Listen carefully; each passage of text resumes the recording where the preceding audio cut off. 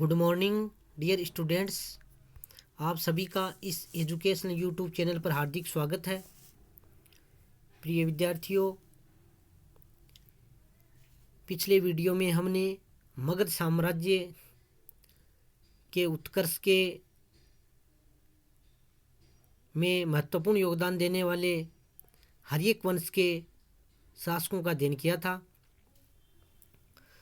हर्यक वंश के अंतर्गत हमने बिंबिसार, अजातशत्रु और उदयन इनके बारे में चर्चा की थी।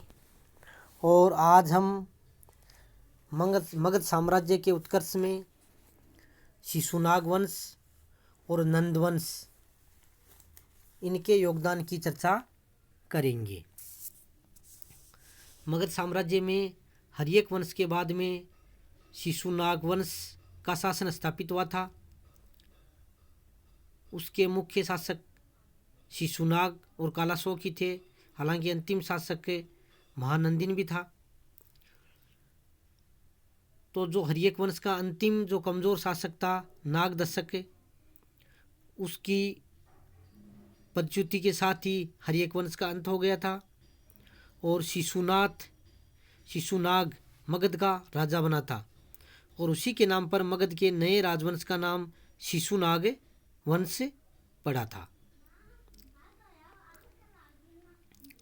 बौद्ध ग्रंथों के अनुसार शिशुनाग वैशाली के एक लिच्छवी सरदार का पुत्र था और राजा बनने के बाद उसने गिरिव्रज को मगध की राजधानी बनाया। उसने वैशाली को मगध साम्राज्य की दूसरी राजधानी बनाया, यानी उसके समय में जो दूसरी राजधानी थी वो वैशाली बनी थी। उसने अवंती तथा वत्स को जीतकर मगध साम्राज्य में मिलाया और मगध साम्राज्य का विस्तार किया और नाग द्वारा रक्षित होने के कारण ही उसका नाम है वो शिशुनाग पड़ा था। उसके समय में मगध की शक्ति और शासन का काफ़ी विस्तार हुआ था।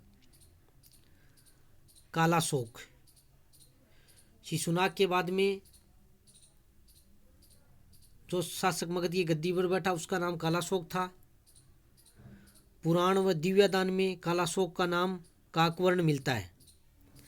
कालाशोक ने पुनः पाटलिपुत्र को अपनी राजधानी बनाया और कालाशोक के शासनकाल की महत्वपूर्ण घटना है वो ये थी कि उसके शासन के 10वें वर्ष में वैशाली में द्वितीय बौद्ध संगति का आयोजन किया गया।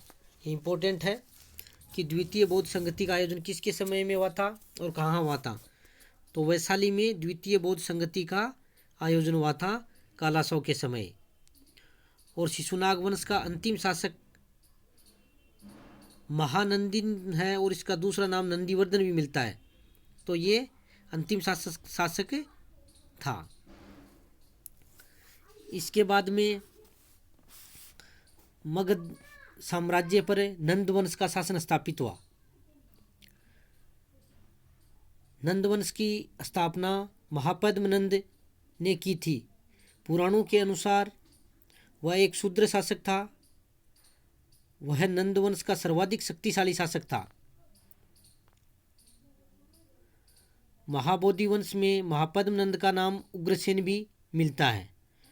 पुराणों में उसे सर्वक्षत्रांतक यानी क्षत्रियों का नाश करने वाला तथा भार्गव यानी दूसरे परशुराम का अवतार कहा गया। यानी कई बार कंपटीशन एग्जाम्स में क्वेश्चन पूछा जाता है कि सर्वक्षत्रांतक तथा भार्गव की उपाधि धारण करने वाला नंद शासक कौन था, तो महापद्म नंद, ध्यान में रखना है। इसके अलावा उसने एकराट व एक छत्र की उपाधि धारण की। खारवेल के हाथी गुम्फा अभिलेख से पता चलता है कि नंद राजा ने कलिंग को जीता। वह कलिंग से जिनसेन की प्रतिमा उठाकर ले गया तथा कलिंग में एक नहर का निर्माण भी उसने करवाया था। महापद्मनंद के पुत्रों में धनानंद प्रसिद्ध था और वही उसके बाद में शासक बना था। धनानंद सिकंदर का समकालीन था। यूनानी लेखकों ने धनानंद को अग्रेमिज भी कहा है। और सिकंदर का भारत आक्रमण धनानंद के काल में हुआ था। भद्रसाल धनानंद का सेनापति था तथा सकटार व राक्षस उसके अमात्य थे। धनानंद के समय मगध साम्राज्य की काफ़ी आर्थिक उन्नति हुई थी और उसके समय में काफ़ी अतुल मात्रा में धन संपदा थी। हालांकि धनानंद के बारे में इतिहास में हमें काफ़ी कम जानकारी मिलती है। उसके पतन का मुख्य कारण था वह क्रांति थी जिसका नेतृत्व चाणक्य और चंद्रगुप्त मौर्य ने किया था। यानी 322 ईसा पूर्व में चंद्रगुप्त मौर्य ने धनानंद की हत्या कर मौर्य वंश की नींव डाली थी और नंद शासकों ने जैन धर्म को आश्रय दिया था। इस प्रकार आज हमने मगध साम्राज्य के उत्थान में शिशुनाग वंश व नंद वंश के योगदान की चर्चा की है। आशा है आप इसे ढंग से सुनने के बाद में आपको जो होम असाइनमेंट के लिए जो क्वेश्चन दिए जा रहे हैं उनको भी आपको हल करना है। इसी के साथ साथ बहुत बहुत धन्यवाद। प्यारे विद्यार्थियों, कोरोना काल चल रहा है, इसमें आपको हर तरीके से सावधानी रखनी है और अपनी पढ़ाई को निरंतर जारी रखना है।